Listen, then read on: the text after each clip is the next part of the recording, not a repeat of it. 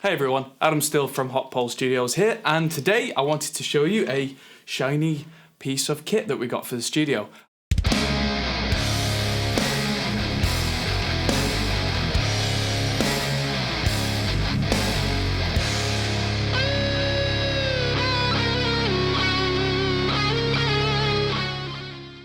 A bit of housekeeping. Today I wanted to say that today's video is brought to you by you through Patreon. You guys really help us to make these kind of videos rather than doing the whole sponsored route. So if you haven't considered helping us out through Patreon before, please check that out because that really helps us to do more of these kind of tutorials and gear demos and all that kind of stuff. Today we're looking at the Slingerland Radio King Snare. Specifically, this one is from 1938, and this is a 15" by 8 snare. If you're a drummer, you'll know that's massive. If you're not, well, have a listen. Check this out.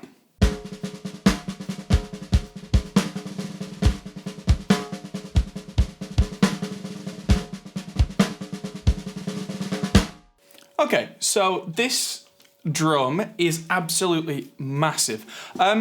If you're a producer rather than a drummer, which is kind of the angle I come at it from, there are really, at the upper echelons of snare drums, there are two brands that are pretty much the gold standard. One is a Ludwig Black Beauty, and that's fairly hard to argue, and the other is, in my opinion, and the opinion of a lot of engineers, the Slingerland Radio King.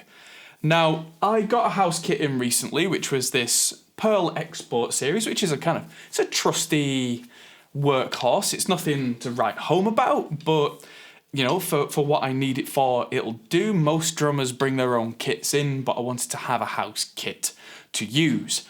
And, I mean, these cymbals that I'm using are quite cheap as well. I'm going to upgrade those at some point soon. I'm going to be talking to the guys at Cymbal Magic, which is a whole different video and a whole different topic, so I'll come back to that. In the meantime, I got a house kit, and no sooner did I get this in, get it set, get it tuned, then this monster came up for sale, and I could not pass it up because vintage Radio Kings, and just vintage drums in general, are sometimes incredible pieces of work, and this thing is absolutely massive. I mean, I've got this tuned relatively high for what it is, and that's something I'll talk about. It's well worth drummers and producers alike knowing how to tune drums. I learned recently a new technique that I've not used before, which is to tune by pitch rather than by tension, and it may come as no surprise that the larger the drum, the lower it sounds naturally, which means that there's only so far you can go either way. One of my inspirations in terms of drum tuning is Nolly from Periphery, a guy called Adam Getgood, if you've not seen him before. And he generally, for a pop song, would tune a snare to the note E.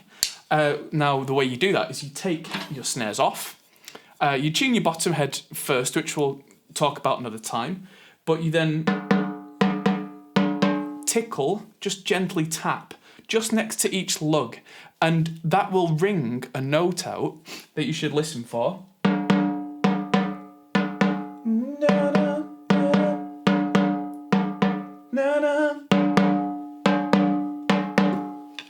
And this drum I've tuned to E flat, which is close enough because with this being such a big drum, when I was really trying to crank it, it was getting quite kind of dangerously tight.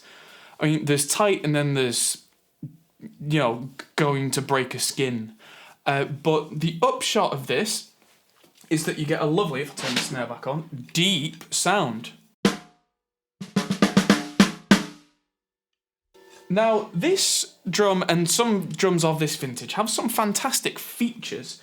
One is the throw-off snare, which I've seen drawings of the Slingerland Radio King snare throw-off as being one of the originals. And so this may be the first easy-to-use drum where you can go from this to this. Now, Inside this drum, it says it was made in 1938, which makes it 80 years old this year, which is ridiculous that this is still a working piece of equipment. You can see from the sides that the veneer, the paint, is very much cracked, and this is not what you'd call a museum piece. It's really a working man's snare. It's been used well, and I will certainly continue to use it in that vein. It may as well be used, in my opinion, rather than sit in a glass case. Now, as well as being... We're going to show you this in different tunings. This is the highest this will be tuned, and what I'll do is I will also play the Pearl Export 14x5 snare that I've got here, which 14 is the usual snare diameter, and 5 inches one of the main kind of depths, as it were. Usually there's kind of 5 inch or 6.5, and generally kind of the accepted standards. Of course, there are different depths that other drum makers do, but they seem to be the go-to. If you order a snare drum and you don't know what you want, you'll probably get either a 5 or a 6.5, depending on if you want more attack or more depth. An 8-inch snare drum is about as deep as they go. I've seen quite a few 14x8s, but we're going to have this tuned to E flat and then play the Pearl tuned to E flat. I'm going to tune this down to C and then down tune the snare, the export, to C.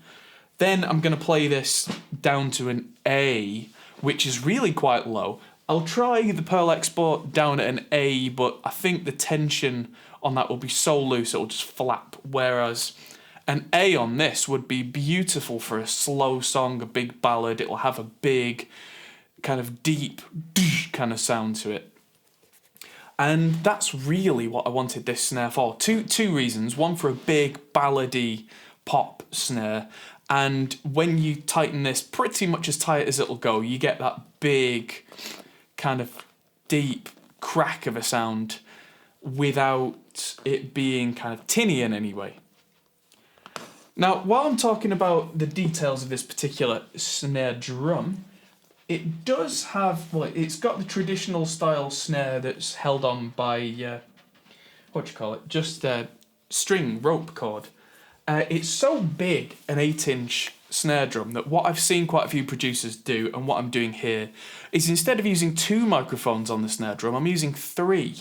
Not in the way that you would do with, say, a metal mix, where you have a dynamic and a condenser on top and another dynamic underneath. That's something that I would do on really aggressive records. What I'm doing here is I've got my favourite dynamic mic, the Audix i5, on top, a good old Shure SM57 underneath, and then the third microphone is what I call the side microphone, and I'm using a Sontronics Halo, which I'm going to be doing a separate video about around this time, because I'm reviewing that as well, and that's a cool little mic. But that's a little bit further away from the drum, and that's to capture kind of the overall shell sound, because being such a deep drum, the microphones on the skins don't really capture the entirety of the sound. So I'm just going to play a little bit while this is tuned relatively high, and I'm going to play you back this bit, just the top mic, just the bottom mic, then the side mic, then all 3. Let's try that.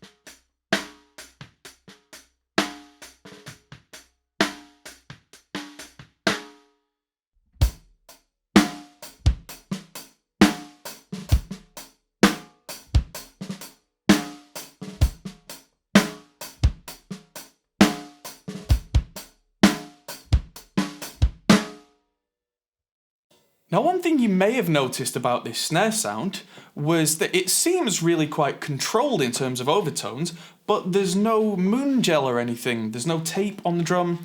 This is something that Slingerland seemed to think of way back in the 30s. There is a dial around this side here. And what this is changing is there are two dampeners inside the drum. If I take that off entirely, then that sounds more like this.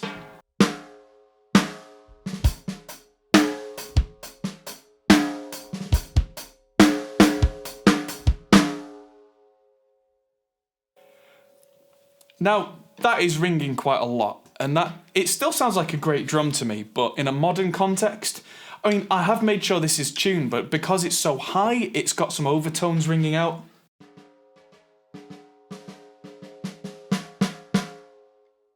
So if I really went and really squeezed that on, that would probably over-tighten it.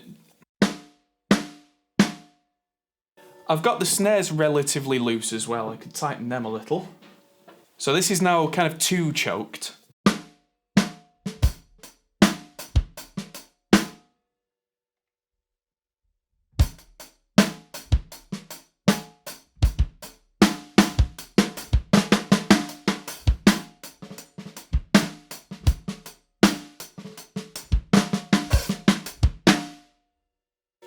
So if I back that off a little bit, we get a much more...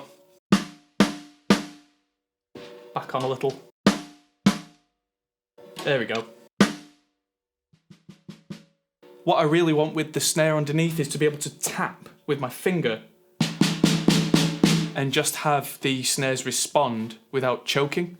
If it's too tight and you tap it and the snares aren't ringing, then chances are the snare wires are too tight. Of course, if you go the other way, you can usually hear if snare wires are too loose because they rattle, but that's song dependent. But yeah, for me,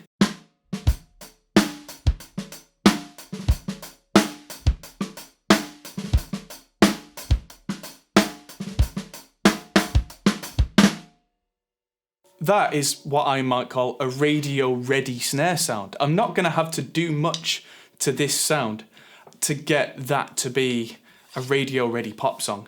As you can see, there are no toms in this setup, but that's mostly so that you can see exactly what's going on here and what I'm doing. If I was to fill this out with more crashes and more toms, arguably that would be a great session kit. I mean, this kick's tuned relatively loose. It's got that kind of rock thing going on where it's really kind of flappy and clicky.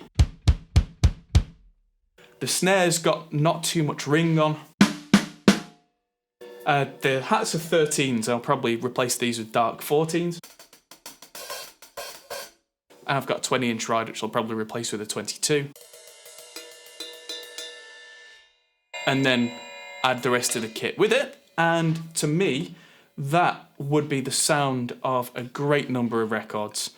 All I need to do now, really, is get hold of a Ludwig Black Beauty so that I've got two big name options, and I think that's me set essentially for life in terms of drum sounds anyway. Then from there you're just looking at flavors. From there you then, entertaining a drummer's imagination, whereas this is the kind of snare for me where you want to come into a studio, you've got half decent kit but the sound isn't what you want, and I can just go play this. And that's why I got this. And the one downside to this snare, it's a 15-inch snare, like I said before. I've never seen a 15 in the flesh before. And one of the downsides to that is that getting drum heads for this seems tricky. I'm usually an Evans user. Just personal preference. They do some funky things that I like the HD dries and that kind of thing. As far as I'm aware, and I've been trying to get in contact with Evans about it, they don't make 15-inch snare heads. It's just not usual enough. However, Remo do the Emperor and the Ambassador, so that's what I've been using. It's also quite handy for me to do this comparison because the Pearl Export snare that I'm using is also using a Remo Emperor coated on the top and an Ambassador uncoated on the bottom. So these have exactly the same types of skins on them, which really eliminates more variables. So arguably the only differences you should be hearing are the drum's diameter, its depth, the wood it's made out of. I should mention that this one is made from a single piece of maple that's been steam bent by hand. I mean, of course, nothing was done by anything like CNC in 1938, so this is about as handmade craftsman as you're going to get. I mean, look at this close-up of the way the Slingerland Radio King logo has been etched in by hand on the side there, and some of the work that's gone into this is incredible. Just touching that has reminded me of the other downside. I need to get a new snare stand because a 14-inch snare stand isn't really big enough. This thing's kind of teetering and tottering, and because the snare's so deep, I've had to sit up further than I usually would so that I can be in the right position, because this snare stand is right as low as it'll go, and I'm still almost at my belly button here with me sat a good few inches higher than I usually would. I do like to sit high at a drum kit anyway. I don't like having my knees up near my chin, but you know, there's balance.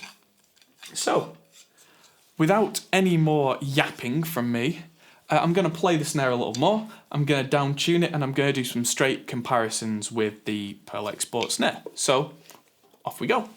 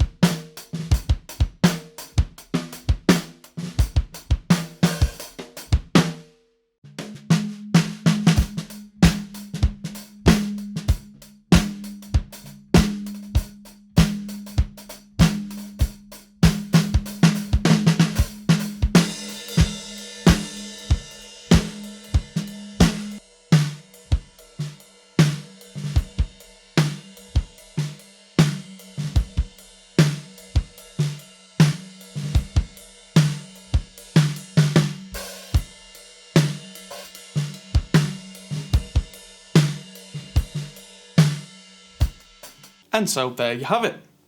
One amazing sounding snare, in my humble opinion. Let me know what you guys think. And yeah, this is the kind of thing that studio engineers, in my opinion, should really be looking for. Because if you can get the right sound at the source, you don't need samples, you don't need too much compression and EQ, and you know the old thing about the best EQ is no EQ, that only really applies in my mind to tracking, not mixing. What that really means to me is if you can get that sound that was in your mind before you even begin, you're set. So yeah, thank you to everybody who watches these videos and helps us out on Patreon. Like I said at the start of the video, everything that we do is powered by you through Patreon. So if you guys could really help us out and spare $1 or whatever it is that you can afford, that would really help us to make more of these kind of videos. The next video I'm going to talk about how a drummer should be able to play with a click easier and options for how to hear yourself play better and how to get the click working properly. Then we're going to be doing more gear reviews. We've got the Roland Blues Cube coming up. We've got the tone capsule thing that those guys are doing. And I might do a little bonus video talking about all the microphones that I'm using here. Because as much as this is a minimal setup, I've actually got 10 mics on the go, including the voiceover mic. So I'll do that as a little extra. And thanks for watching. I'll see you guys in the next video. Take care. Goodbye. Thanks for watching, guys. If you enjoyed this, feel free to check out our other videos, as you can find here, or check out our Facebook and Twitter, or our Patreon page, which helps us to make more videos like this. Thanks for watching, and we'll see you in the next video.